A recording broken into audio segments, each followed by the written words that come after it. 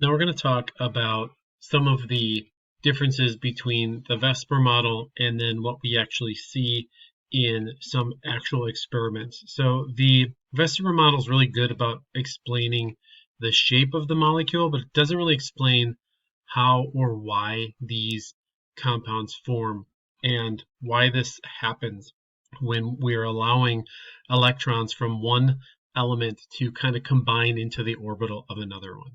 So let's start with hydrogen. And if we have two hydrogen atoms that are separated, we have first, because we have the 1s atomic valence orbital from each of the hydrogens is able to overlap. And then we create this overall covalent bond for H2. So this would be an example of s orbitals overlapping. And we could also look at something like two fluorine atoms where we'd have we're just focusing on one of these p orbitals, where we'd have one electron of one spin type and then another electron of the different spin type. You combine those together, where we combine those two electrons, and then we form this bond in between that allows those electrons to overlap. We could also have hydrogen, for example, in an s orbital, the 2p orbital of fluorine. We could combine those and also create a new bonded orbital. Those simple examples work fine, but now I want to look at another example where we have methane. And in methane, we have a compound that is going to have a carbon in the middle, and we have 4 valence electrons. And we know that the bond angle is 109.5 in these. It's a tetrahedral shape. But when we look at carbon also, it has a completed 1s orbital. So we have a 1s orbital that's got 2 electrons in it. We have a 2s orbital that has 2 electrons in it. It's filled. And then we have 3p orbitals, and we have 1 electron in each of those. So this would be the representation of that. And basically what's kind of confusing here with this valence bond theory, theoretically we should only have 3 orbitals open and one of them has just one bond. So how does this work out? Where do all of these electrons go? And here let's look at what's happening in methane.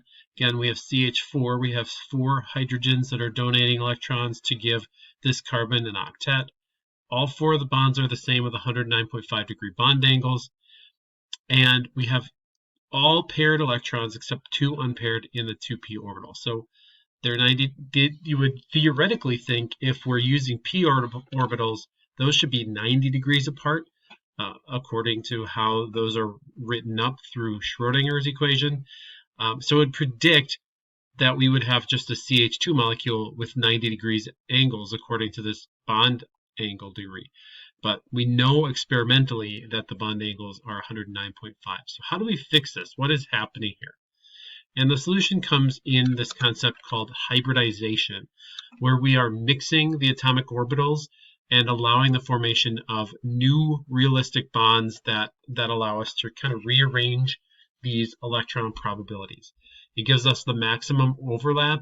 We get stronger bonds formed, and it's more aligns with what we see experimentally. So let's see how this works. If we have a 2s orbital and a 2p orbital, so this would be an orbital in one of the directions, we're going to combine these 2 elements and create 2 new hybrid orbitals. So notice we combine these, we don't get 1 new orbital, we actually combine them and create 2 new orbitals. So that's an important part of this. So we take an s orbital, a p orbital, and then we get 2 sp orbitals. And this is when you can put those together, they look more like this. And this is going to be the mixing those compounds together. We start with 2 orbitals, we end with 2 orbitals. That's really important for hybridization, that we're not combining 2 orbitals and getting 1 at the end. We're combining 2 and getting 2. So this is what we would call an sp hybrid orbitals. And we can combine 1s and 1p, which would be an sp hybrid orbital. And again, we get 2 of those out when we combine them.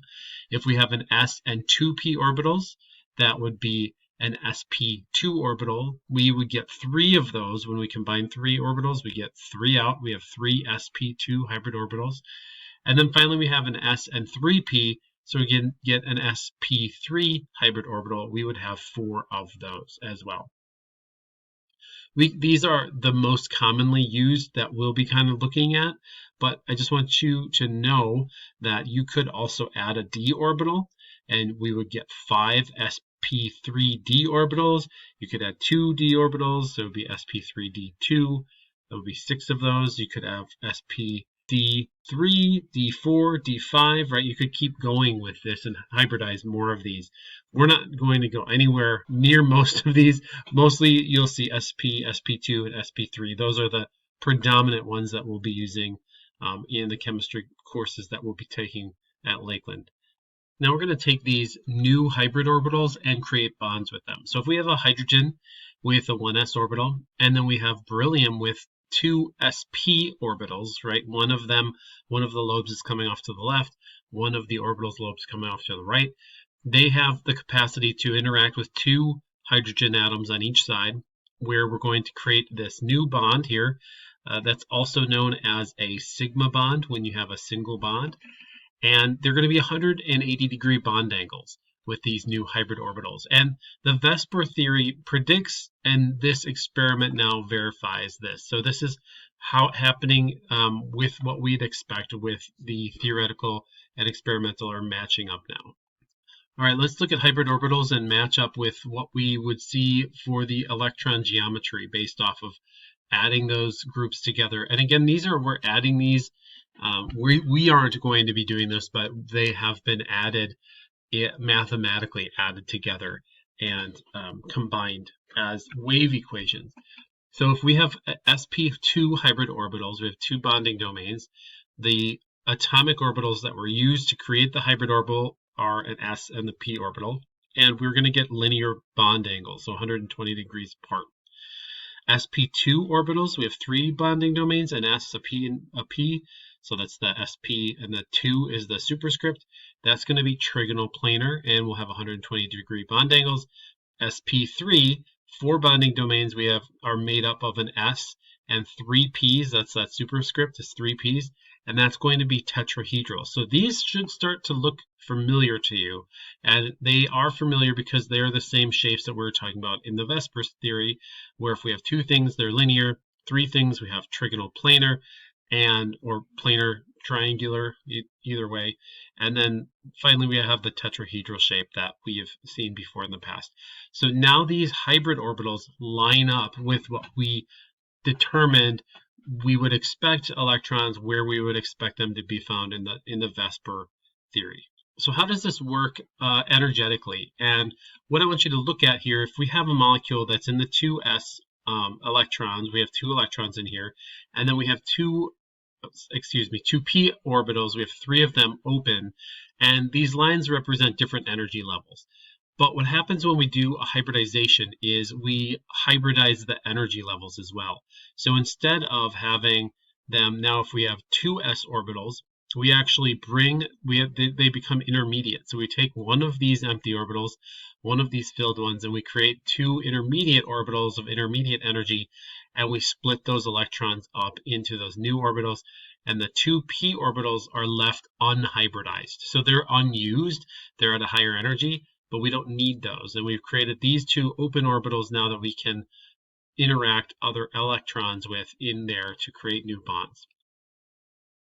Here's another example of a 2s, and maybe we have 1 electron in one of the 2p orbitals. We can take these 3 orbitals, 1s and 2 of the p orbitals, as you can see here, and we can make that intermediate energy level. So we have 1, 2, 3. We're going to hybridize into 3 new ones, and this p orbital doesn't get changed at all. It's an unhybridized orbital, still 2p. It's just not being utilized with any electrons, so it's an open space. But we have then spots. We have 1, 2, 3 open spots for electrons to interact to complete those orbitals. All right, one more example here where we're going to hybridize. How many do you think? We have the s orbital, and we have 3 p orbitals. We can take one of these and move it into this other one, but we're going to get we're going to hybridize 4 different orbitals now in this one. So we're taking the 1s and the 3 p's, and that's why we get the sp3 orbital. And we have 1, 2, 3, 4 orbitals now. We've removed and moved out the electrons into the 4 different unique spots, and now we have 1, 2, 3, 4 domains in which we can bond, and these will be tetrahedral in orientation. So here's an example bonding of boron trichloride, and we just want to look at the overlap of each of these. Boron, we have an sp2 hybrid orbitals, and these are going to take 1s and 2p orbitals, hybridize them into 3 unique sp2 hybrid orbitals with 1 electron in each of those. And the chlorine molecule can come in and interact 3 different times with 1 electron in with the opposite spin to fill out that orbital. So the sp2 orbitals are filled. The 2p orbital is actually empty, which would be an orbital that's kind of pointing directly at us from that B and away from us from the B. So it'd be at 90-degree angles from these other orbitals. And that's fine. It doesn't have to be part of that interaction. It doesn't need to be filled. Boron's happy, and it's a neutrally charged compound that's able to pull in electrons from different elements in this hybrid form. Here's an example where carbon has 4 different sp3 hybrid orbitals. Remember, we get sp and 3 p's. That's going to give us 4 different unique orbitals. And the carbon's going to have 1 electron in each of those orbitals. And here we have methane with 1 electron, opposite spin in each one of those orbitals is going to be able to come and interact with the sp3 hybrid orbitals. So we would predict it would create 109.5 degree bond angles, and it would be tetrahedral in geometry. And this is actually what we would see in experimental results as well. So this is just an example of our hybridization and those hybrid orbitals bonding to other electrons. Now I want you to think about utilizing this now in action here. What if we have oxygen dichloride? Remember the electron domain geometry. We still have 4 electron domains with 2 non-bonding pairs of electrons for oxygen. So how are these things going to utilize those electrons appropriately to create this? So what would the hybridization be? So take a second to think about this, and then I'll walk through just this kind of example. So most of these are going to be one of 3 options. We're going to have sp, sp2, or sp3, or maybe there's no hybridization at all. In this instance, we're actually going to have sp3 hybridization, and here's a diagram kind of showing you that. Remember, if we want to look at the periodic table, really helpful to have a periodic table to determine what the electron configuration is. And for an oxygen, since this is the element that we're focused on, we would be in the valence shell. We'd have the 2s orbital, have 2 electrons. We start to fill up the 2p electrons. We'd have 1, 2, 3, 4. So it'd be 2p4 would be that electron domain configuration. Then we can hybridize these. So we take 1, 2, 3, 4 different orbitals, and we create 1, 2, 3, 4 new ones. But now these are sp3 hybrid orbitals because we have the 3 p orbitals that are incorporated and 1 of the s. We have these 4 hybrid orbitals, and if we have 1, 2, 3, 4, 5, 6 electrons, we can fill them in 1, 2, 3, 4, 5, and 6. So there are 2 that are filled, and these are our lone pair of electrons here and here, and we have 2 open orbitals that will be able to accept an electron from one chlorine and another electron from the other chlorine. So this would be sp3 hybrid orbital. And that last example was actually a compound that has lone pairs of electrons. When you have oxygen or nitrogen, there's generally going to be some electrons that are not bonded. They're in the hybridized orbitals, but they're not going to be bonding to anything. And just like we had said earlier in a different lecture, we know that those lone pairs of electrons actually take up a little more room. So methane is an example where we have the sp3 hybrid orbitals for those 4 different bonded compounds, the hydrogens, and it's going to have a perfect tetrahedral geometry with 109.5 degree bond angles. When we have one lone pair, like we would in nitrogen, then that bond angle gets compressed a little bit. When we have 2 lone pairs, like we would have with an oxygen, that gets compressed even more to 104.5, for example. So it suggests that those orbitals, that the lone pairs kind of take up a little more space, and not all of the hybrid orbitals are used for that electron binding. Some of those lone pairs also occupy hybrid orbitals in these compounds, so they must be counted and utilized to determine the actual compound's geometry. Here's an example of ammonia, NH3. We have the nitrogen with an sp3 hybridized orbitals, and one of those orbitals are lone pairs. So we can also look at the kind of energy diagram structure. So we have in the valence shell, we start with the 2s orbital, and we have those filled. We have 2p orbitals. We have 1, 2, 3 electrons, 2p3 electrons in there. And then we hybridize these.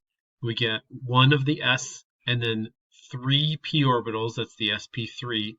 The 2 of the orbitals or one of the orbitals, 2 electrons in one of the orbitals, we fill that up, and that's going to be the lone pair. And then in red here, those are the other electrons that were from over here, the original nitrogen compound. Those are going to be unpaired, and that's where we can bring in the opposite spin electron from hydrogens in black here in these 3 spots, and that's where we can fill in all of these hybrid orbitals now. And so that's kind of what's happening in that situation. Here's an example with oxygen where it has 2 electrons, lone pairs of electrons, and here's the original oxygen electron configuration, and you notice that we have 2 openings, but we hybridize the sp3 hybrid orbitals into 4, and all the red electrons fit into all of those spots, but there are 2 openings still, where then we can add hydrogen with the opposite electron spin in black here. They can fill up that octet. Now that we have these shapes of the molecules that and how they're combined in those hybrid orbitals, now we can start talking about some of the conformations that they can make when they can spin around freely and rotate. So here we have 2 carbon-carbon single bonds. They have free rotation around these 2 sp3 hybrid orbital bonded regions, and that's also called a sigma bond. We can actually spin these around and rotate them, and you can kind of see this conformational difference here. If we spin this around that single bond, we can have 2 different conformations of those where the hydrogens are in space, for example. That's free rotation. You might also be able to kind of twist and turn if you have multiple bonded compounds here. You can see the different shapes that these might take up and how they might be organized in this long chain. So these are called conformational isomers, or their changes in how they're oriented in space. This is going to be different once we start talking about what happens when we start getting multiple bonds formed between these 2 carbons, for example.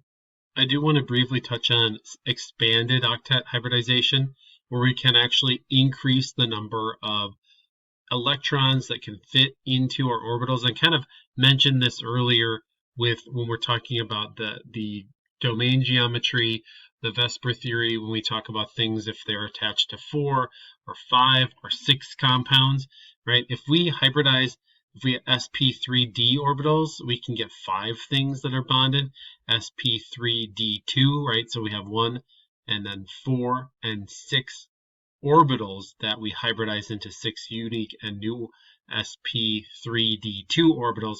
That's where we get the trigonal bipyramidal and octahedral things. So only things in the 3rd row of the periodic table are able to access these d orbitals to increase that hybridization. And here is just an example of 5 sp3d orbitals. We have the 1, 2, 3, 4, 5 that all point away from the center. And here's the 6 sp3d2 orbitals, right? Instead of just 1 d orbital, we're now hybridizing 2 of those. And here we have 1, 2, 3, 4, 5, 6 different orbitals that allow us to have that octahedral molecular shape around that central atom. Next, I want to talk about double and triple bonds. And when we talk about double and triple bonds, these are actually unhybridized. They always are taken out of the hybrid orbitals. And we will have two potential bond types resulting from that overlap. One would be the sigma bond, and I mentioned that earlier. That always accounts for the first bond of a double bond, and the next is the pi bond, and that's the second or third bond that might happen. So here, let's look at examples of these. So the sigma bond can be a relationship between two s orbitals, two p orbitals end-to-end joining, or hybrid orbitals that are joining for that initial sigma bond here. Those are kind of head-on overlap of the orbitals. There's concentrated electron density between the two atoms' nuclei. So here are examples: SS, P and P, and then an SP-SP hybrid examples. The pi bonds now, on the other hand, are going to be a little different, and they can never occur alone. These are only if we're having a second or third bond, and they only form with unhybridized p orbitals on adjacent atoms. So here's an atom, and here's an atom with p orbitals in the y-axis here, and they're going to overlap on the top and the bottom. So they overlap on both the top and the bottom. So this is kind of showing you what that pi bond would look like. It's kind of a bigger blend of both of those orbitals together. There's no electron density along that region of where the sigma bond would be. So here, if we're looking back at the sigma bond that's directly between them, in a pi bond, there's no density, electron density for the electrons in that region. So it's above and below, or it could be side to side as well. So that's a pi bond, and again, it's unhybridized orbitals, which is a really important concept here. So here we're going to look at that exact thing. If we have a ethene group, a C2H4 compound, and we're going to look at each carbon has an sp2 hybridized in violet. So this is sp2, sp2, sp2. We'd have 3 sp2, and then it has one unhybridized p orbital that's shown here. We're going to bring two of these together. We have one on the left, one on the right, and again we have the sp2 hybrid orbitals in purple, unhybridized p orbital in red. We'll bring those together to make that initial sigma bond. So that is that's the sigma bond that will form first between the two nuclei of the carbon. And the second bond that's going to form is between these two p orbitals that are unhybridized. And here you can see that sigma bond, and now this is the pi bond that's been created, and you can see the sigma bond kind of in between, sandwiched in between the pi bond is the sigma bond. One of the interesting unique properties of pi bonds is because we now have been we've joined those p orbitals, we don't have rotation around that orientation anymore. So it's stuck in a conformation, and the only way that we could then rotate that would be to break the pi bond in order to allow it to rotate around, which would be, extreme heating or adding a lot of energy to the system, so that could break. Nitrogen, N2 gas, this is going to have a sigma bond in the middle, and it's going to have a py orbital that's going to make one pi bond, and then a px orbital in the other orientation to make another pi bond. So you can kind of see here it looks like almost two sets of hot dog buns, and then you'll have the sigma bond that's been taken out just for clarity, so you can see all of these different bonds. And this would be how we would form sp hybrid orbital in order to have the two sets of unhybridized p orbitals. The sigma bond is actually made with an sp and an sp orbitals. The unhybridized p orbitals are going to make the triple bond here, two sets of the pi orbitals. In the next question, I'd like you to look at the hybridization of carbon in carbon disulfide. So you will have CS2. How is that carbon going to have to bond? And you're going to have to use some of the information we've done with this up to this point. We have a carbon, We have 2 sulfides. How are we going to get an octet to carbon? And so just take some moment to kind of fill this out and build this up and decide what you think that hybridization is going to be. Then post your answer in our Blackboard space and we can discuss if you have questions. Next, I want you to do some accounting for sigma bonds and pi bonds in CH2, CH, CH2, which is this compound right here. And I want you, for the entire molecule, how many sigma bonds are there? And for the entire molecule, how many pi bonds are there? Count those up and post your answers in our Blackboard space. We have spoken previously about resonance structures, and this hybrid orbital theory also helps to kind of explain how some of these electrons are able to kind of spread throughout the molecule a little bit more and delocalize throughout the molecular orbitals. So here we have sigma bond network in a benzene ring. So between the carbon, carbon, carbon, we'd have these sigma bonds, and we'd also have unhybridized p orbitals on top and below that main ring of carbons. And so we have the ability for electrons to kind of flow through all of these on the top and the bottom in our pi bonds on above and below here. So this is kind of an interesting way that the kind of matches up with some of our resonance structures that we talked about when we were doing Lewis structures and these unhybridized orbitals, and how this all fits together and kind of starts to make sense on a molecular level. So here's the resonance structure for benzene. It's the same compound that we were just looking at in the previous slide, but we're just kind of simplifying that structure, and instead of showing you all of the hydrogens off the edge, we're just showing you where the carbons are and the double bonds here. But this would be the resonance structure. That's also the same as we can draw it out like this in this form with a circle in the middle. Also, we can also recognize that the reason that's a circle is because we have that pi bond ring above and below the ring of the structure. So we can write the benzene in 2 resonance structures, but really the structure is a composition of all of these. Those electrons are delocalized throughout the whole top and the bottom, above and below in those pi bonds. And we have 3 different electron pairs delocalized over those 6 carbon atoms.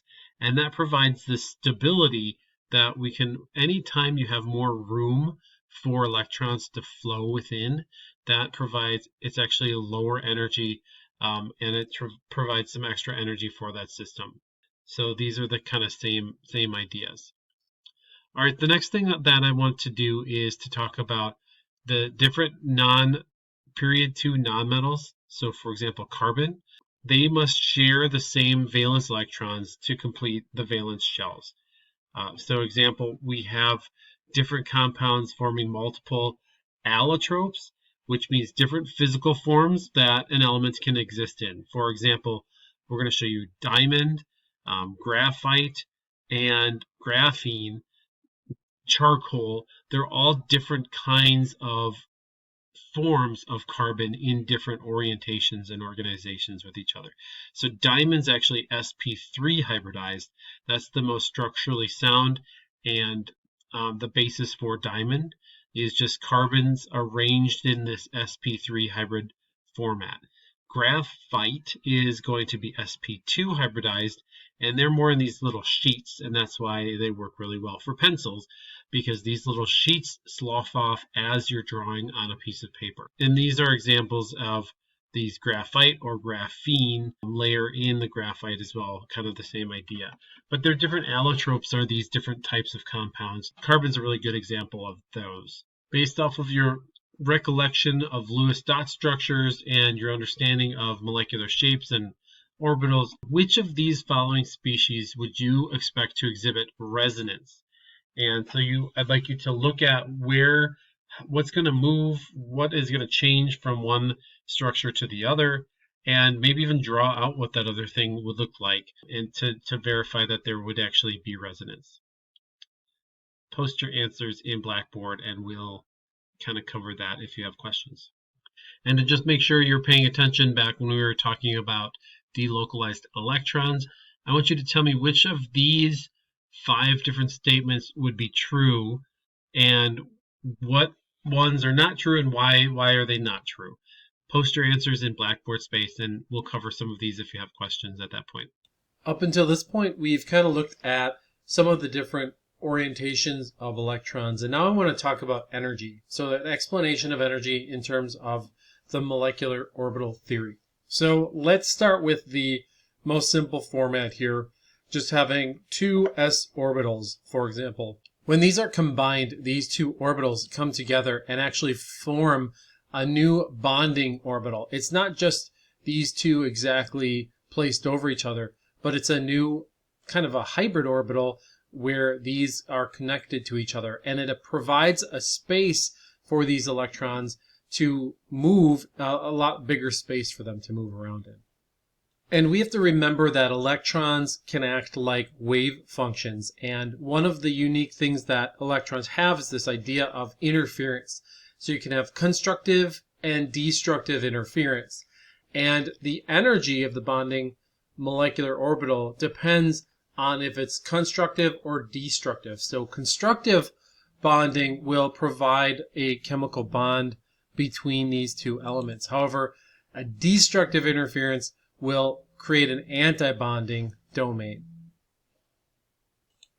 The important thing here is you can kind of see that these are not bonding, but the anti-bonding format here is a higher energy level. So it is lower energy. This is where even if we have, for example, we were talking earlier about hybrid orbitals, when these hybrid orbitals form between an s and a p orbital, for example, you might have to increase the energy a little bit if you have an s and p hybrid orbital. But then if you have these 2 bonding with each other, this reduces the energy of the individual orbitals to begin with. So there might be some ability to, in order to make more bonds, that can help to reduce the overall energy of the system, which is what we're generally going for. We can have an anti-bonding orbital, but this is important that this is at higher energy state, so we'd have to have energy put in to actually break the bond. That's what really an anti-bonding orbital means. Now we're looking at 2 p orbitals overlapping.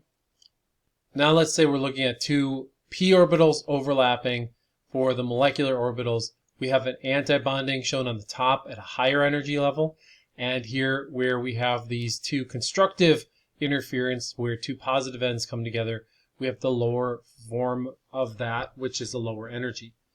Here we have them, we could create something more like the pi orbitals, where we have interference, destructive interference, where that negative and positive are aligned opposite each other, and so we have the anti-bonding, which is higher energy, versus if they're lined up the same way, positive, positive, or negative, negative, then we will have constructive interference, where then that's a lower energy state. Here's another way to show this through molecular energy diagrams, and here's a simple example for hydrogen. So we have a hydrogen on the left side that's representing the s orbital, the 1s orbital with 1 electron in it, and on the other side we have another hydrogen atom with 1 electron.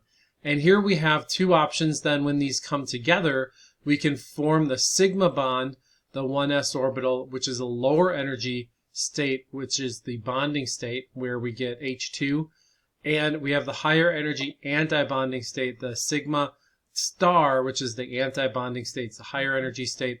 Again, this is the same as Aufbau's principle, where we're going to fill in electrons with the lowest energy first and move up.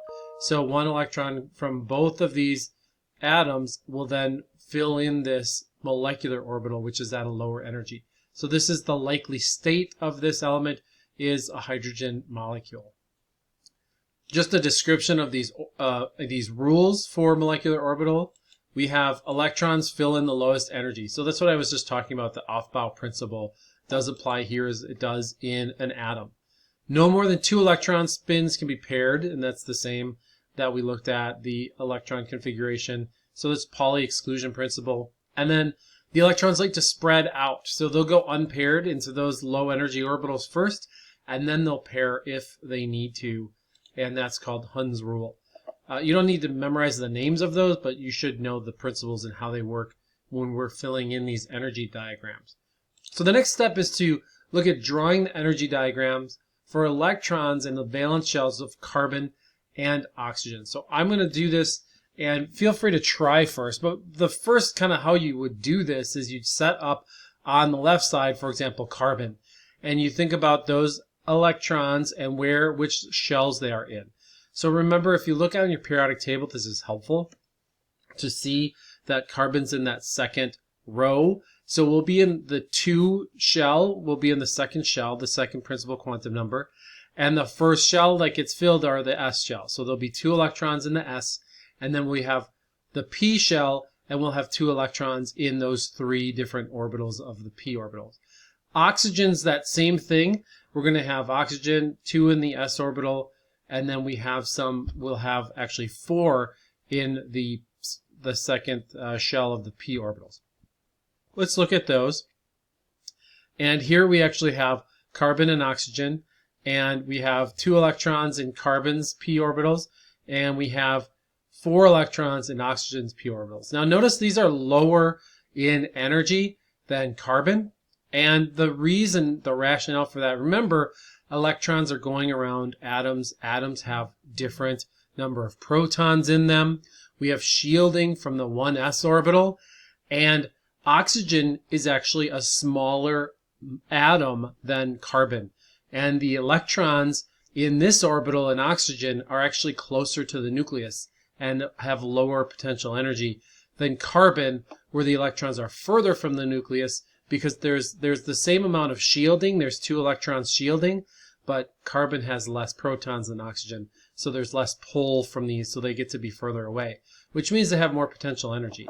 So it's interesting, just kind of concept of looking at how these orbitals and the energy are associated between carbon and oxygen. Now let's fill them in. And first of all, we have for each of these orbitals, we have for 1 and 2, we have a bonding and an anti-bonding orbital. So this is the sigma bond. These fill out 1 each from here, and we get a sigma bond that's filled. And then we have another anti-bonding orbital that's filled.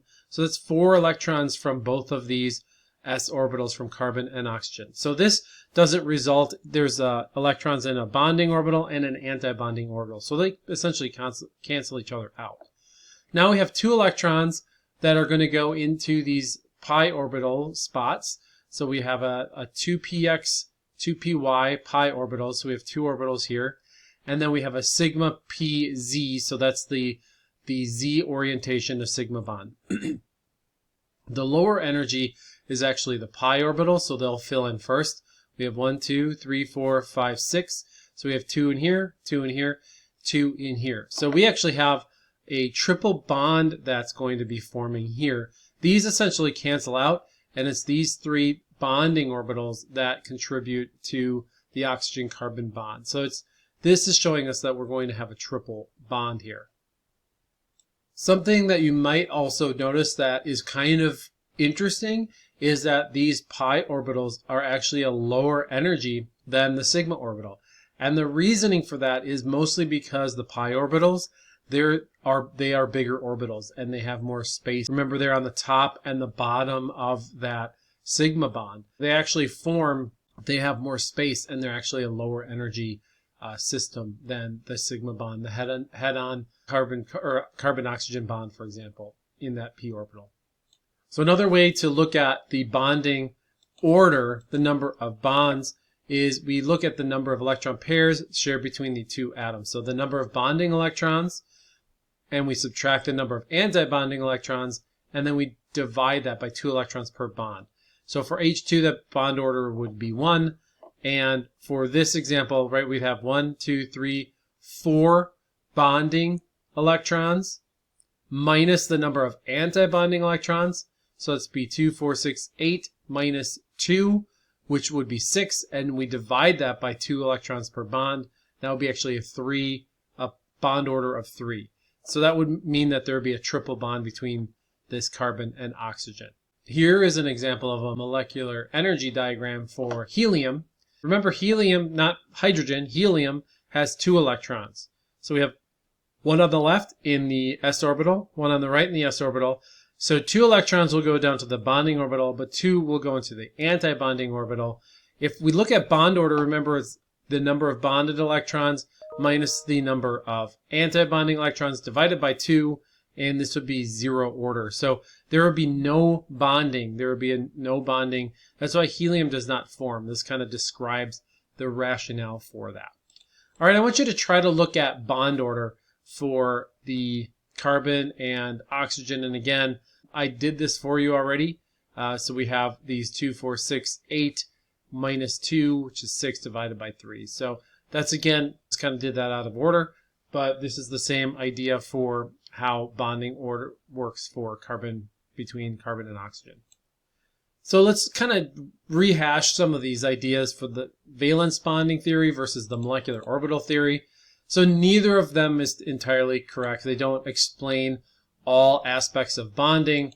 They have their strengths and weaknesses. So the molecular orbital theory that we just talked about correctly predicts unpaired electrons in oxygen, while Lewis structures don't at all really talk about that.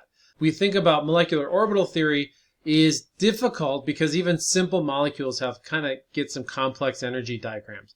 Now, carbon and oxygen is really, that diagram is the most complex we're going to get. But just imagine once we start to look at more extensive molecules, their energy diagrams get a lot more complicated as we start to add more and more than just 2 electrons or more than 2 atoms.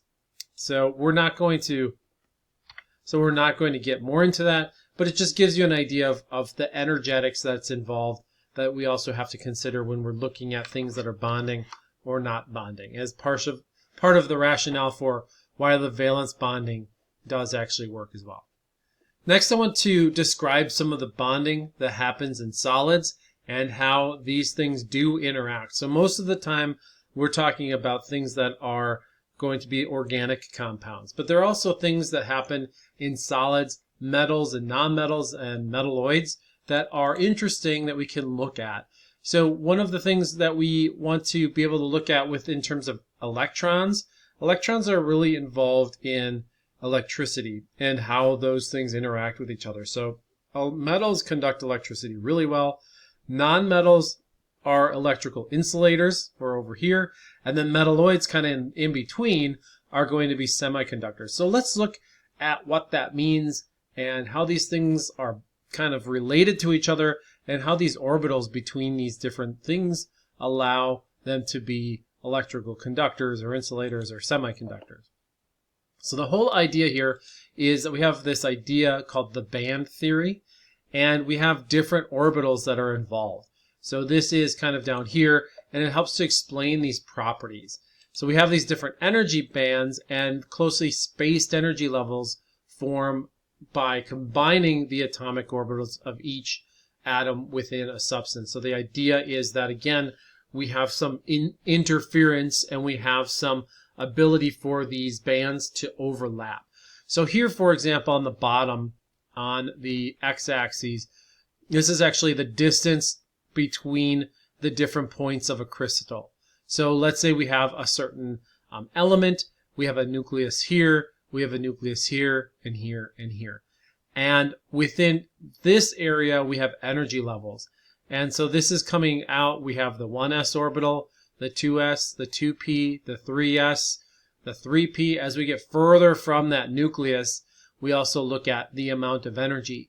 And when electrons are going to be kind of stuck in this inner orbital, so for this element in the first and second rows, we are going to be stuck. If we're looking at sodium, for example, looking at the 1s, the 2s, and the 3p, those are all within this localized band, so the energy orbitals don't overlap. But once we get to the 3s orbital, you can see that half of the electrons, there's a conductance band that's actually touching one nucleus to another. So these are close enough where these are half full. That's kind of the blue bar, and this would be the open band.